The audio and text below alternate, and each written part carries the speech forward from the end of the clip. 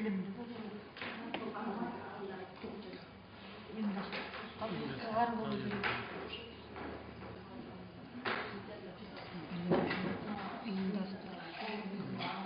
Коммуникативті қабілеттері жоғары болу керек. Ұйымдастырушылық қабілеті жоғары болу керек.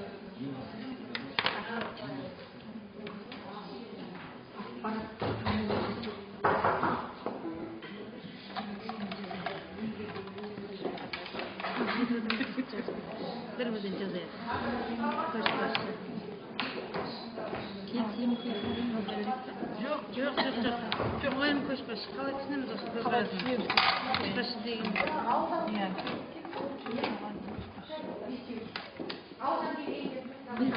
Ауылда мекенде тұрыңыздаршы. Қай мектеп?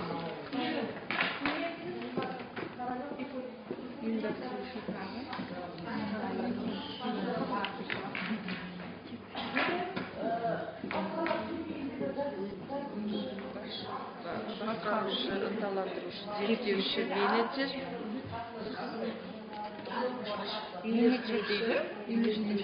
Енді кімнің? Жалпы жаңа несі? Көшбасшы. Үйлестіруші.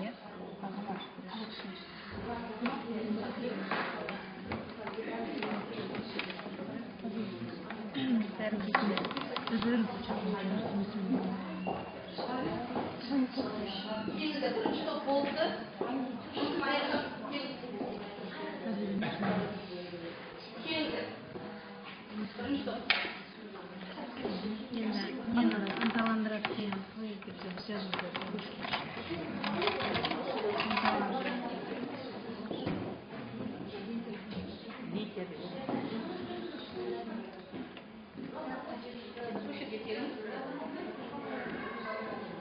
Құрметті әріптестер, бірінші топ дайын болды. Кез келген жағдайда, кез келген ортада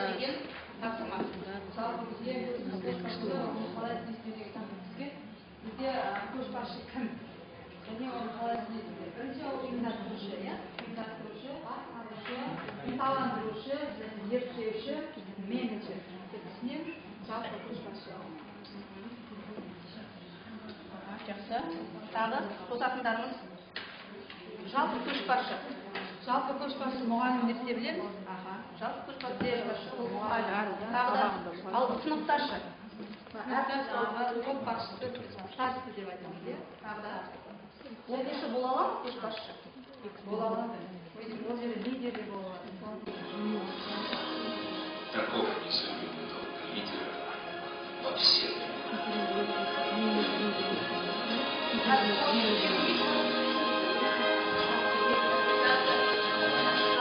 Елбасы хақында біздің елбасымыздың жалпы қарапайым халықтан шыққан елбасының өмір жолы.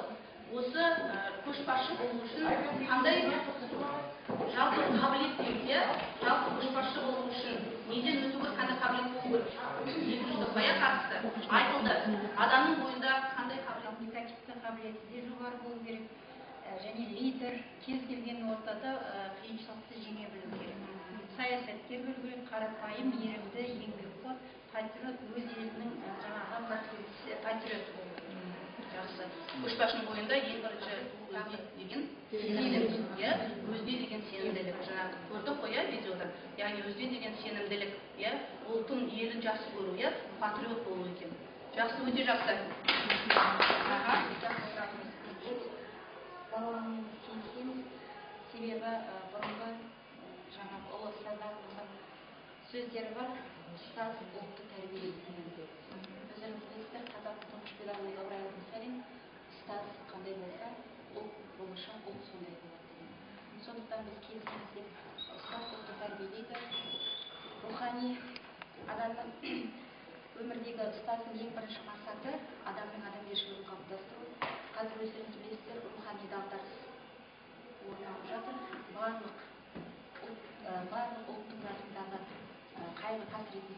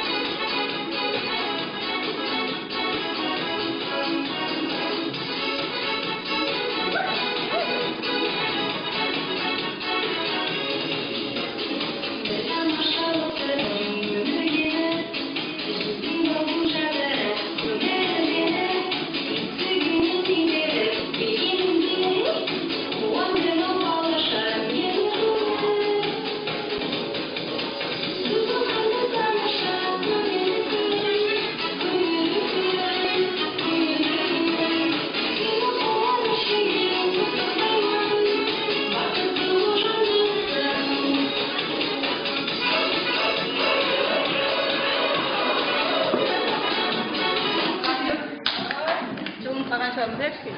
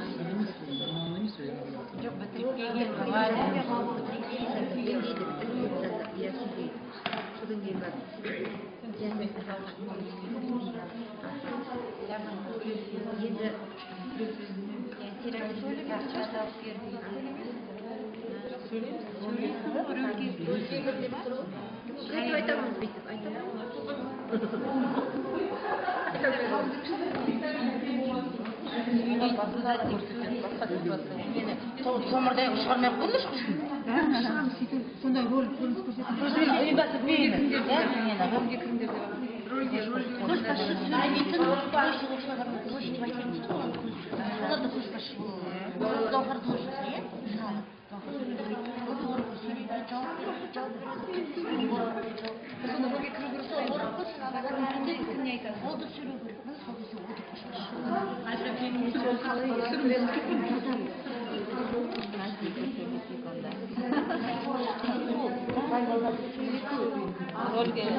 Өнесі бар соны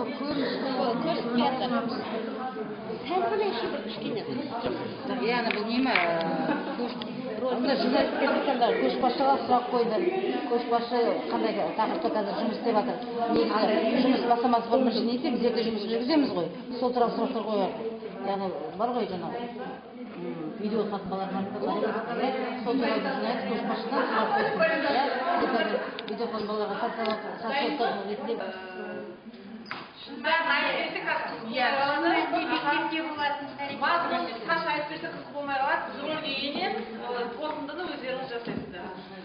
Қандай көшбасшыны біз көрсетіп жатырмыз, сіздерге тапсырма, соны анықтайсыздар. Ең ашық болсын, расписанием де бітпей открывай болсын.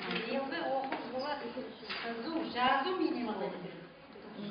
Енді әке мен де оқып келген адам неғылым жағдай жасамасаңыздар мен қалай жұмыс істеймін? Енді жағдайды жасаймыз ғой. Мен расписаниемді жазып, біте алмай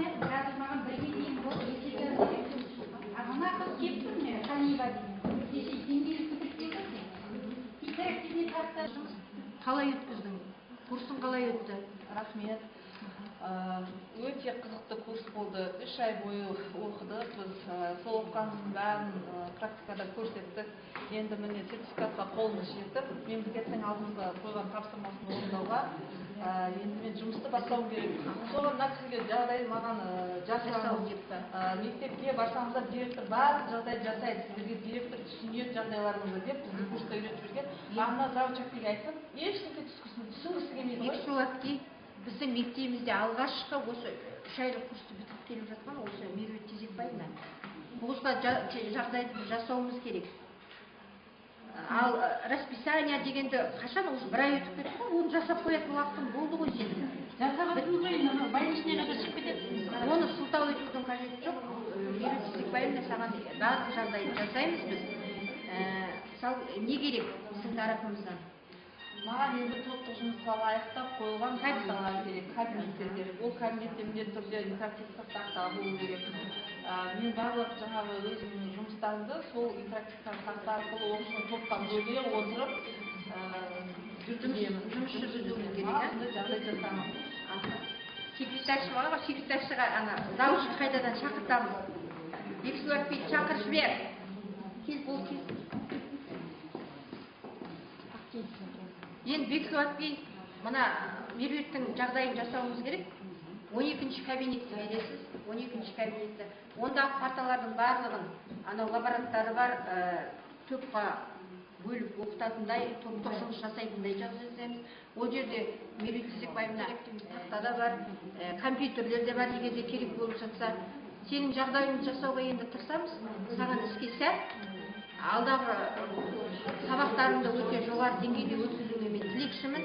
Және біздің бұл 3 айлық курсты оқып келген мұғалімдер біздің мектебіміздегі мұғалімдерге үйретеді деген мен сенімдемін. Саған іске сәт. Рахмет. Қазіргі заманда көшбасшылық және мектептегі көшбасшылық, мұғалімдер арасында, оқушылар арасында көшбасшылық қалай түсінесіз? Көшбасшылық деген вообще негізінде бұл керек па? Әрбір азамат өзінің ауылына жан ашу керек деп ойлаймын. Сол жан ашқан кезде ғана сол ауылдың көшбасшысы бола алады.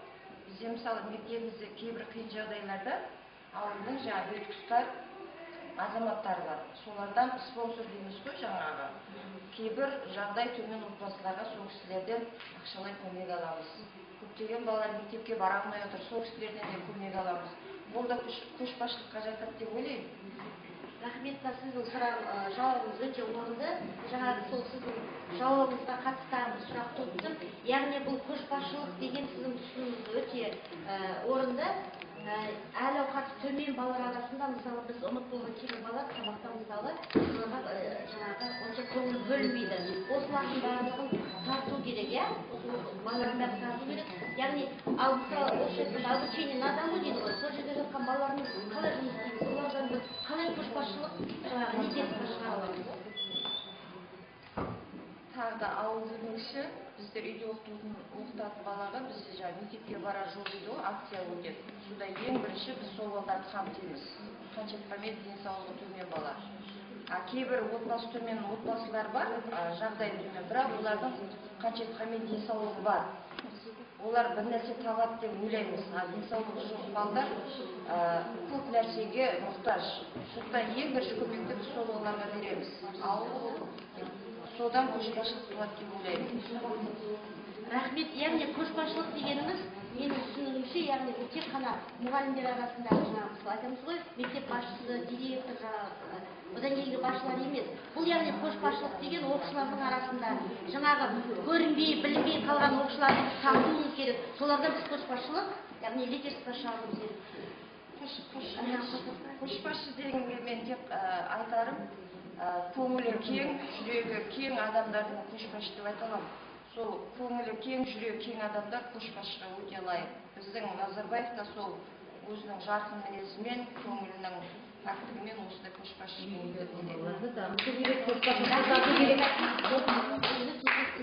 Көшбасшы бола алуға алады. Барлық оқушыдан мұғалімде бастамашылық. Ешкімнің сен мені көшбасшы мен мынандай істеуім керекпін деген нәрсе жоқ, иә? Өзі саналы түрде көшбасшы бола білу. Бастамашылық бөлініс. Келесі топ, келіңіздер. Стратегиялық бөліністің өзінің ерекшелігі болып табылады. Ол бөліністі біз мысалы мұқият ойластырылған кадрлық тағайындаулардан көре аламыз. Ол жағдайда олар жеке дара шеберлік тұрғысынан емес, негізінен олардың мектепте көшбасшылықты дамытуға қосқан үлес тұрғысынан қарастырылады. Кезеңдік бөлініс бұл тәсіл прагматикалық жағдайын сипатпен қоса басым бөлігі кәсіби дамуға бағдарлама стратегиялық сипатқа да емес. Себебі өздеріне көшбасшылық тән екенін көрсете алған мұғалімдерге жауапкершілік те көп жүктеледі. Мұғалімдер өздерінің көшбасшылыққа қабілетті екенін қаншалықты дәлелдей алса, оларға жүктелетін жауапкершіліктің мөлшері соншалықты арта бермейді. Өздеріңіз білесіздер, екінші деңгейде оқыған мұғалімдер осы көшбасшылық болу керек. Көшбасшы мектепте соны көрсетеміз. Практика сынып жетекші бұл кісі қалай мектепте көшбасшы бола алады? Сабақ жатыр. Ал біздер бала шерікті сәтіне қатысып, мына жақтан курстардың өтіп шерікті сәтіне қатысып, топқа бөлінді, сабақтың міндетін анықтадық, ал енді сендерге топ ішінде осы тақырыпты бөлу қалды.